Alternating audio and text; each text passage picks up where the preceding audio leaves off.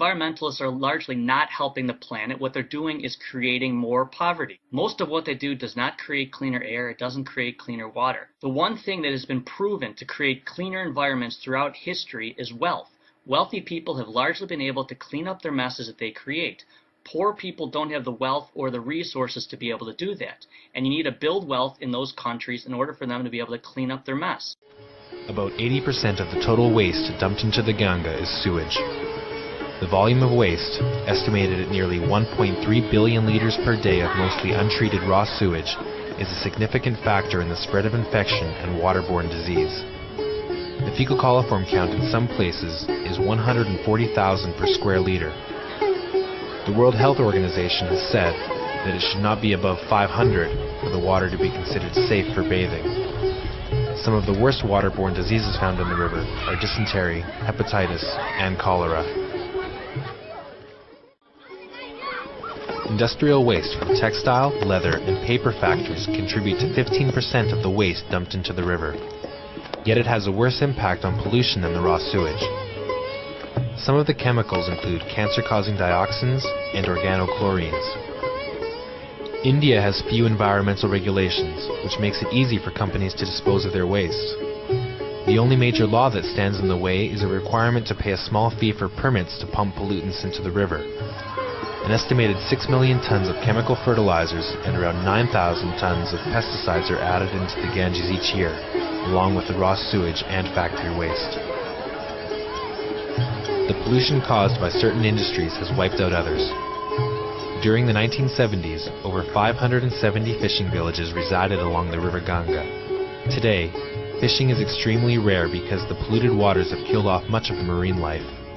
The fishermen have been left with little or no job alternatives as the pollution of the Ganga has nearly wiped out the fishing industry. This is all done in the pursuit of wealth. Wealthy people have largely been able to clean up their messes that they create. Bullshit. When whale oil started to be depleted and everyone said, oh my god, we're going to run out of whale oil, only the wealthy could afford it because the prices were so high. Eventually someone said we got to find an alternative use of energy, and they started using kerosene. Then kerosene got too expensive and we moved to crude. Then after crude got too expensive, we moved to gasoline. The first transition is fine. He talks about whale oil being replaced by kerosene. This is due to the fact that kerosene and whale oil were both used for lighting.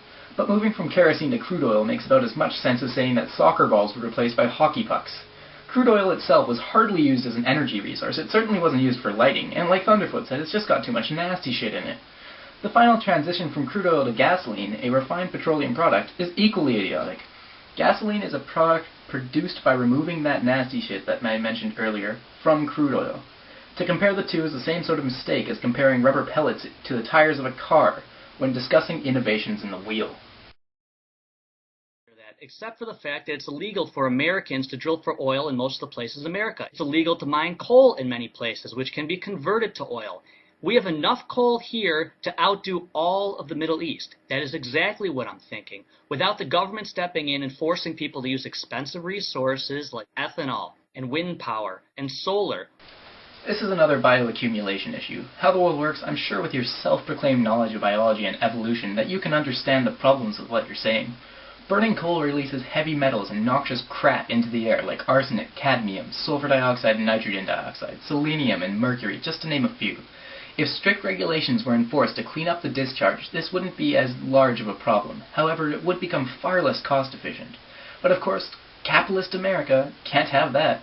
So we end up destroying the wildlife in nearby areas and polluting our water resources. And remember that water cycle? All the shit we put into the environment ends up right back in us. Government crackdowns are required to regulate our water resources. Bottled water is even worse than tap water in most cases. In regards to solar and wind energy, I agree. Wind energy isn't as cost efficient, but the more interest people put in the market, the greater the funding for refining better methods of wind energy collection will be put in place.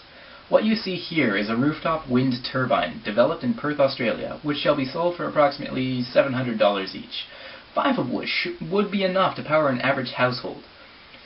Solar power plants themselves are most certainly expensive initially. However, over the long run, are far more cost-efficient and environmentally friendly than fossil fuels. You fail to even mention hydro or geothermal energy as options, both of which have already created well-refined processes which, again, are more cost-efficient in the long run and environmentally friendly.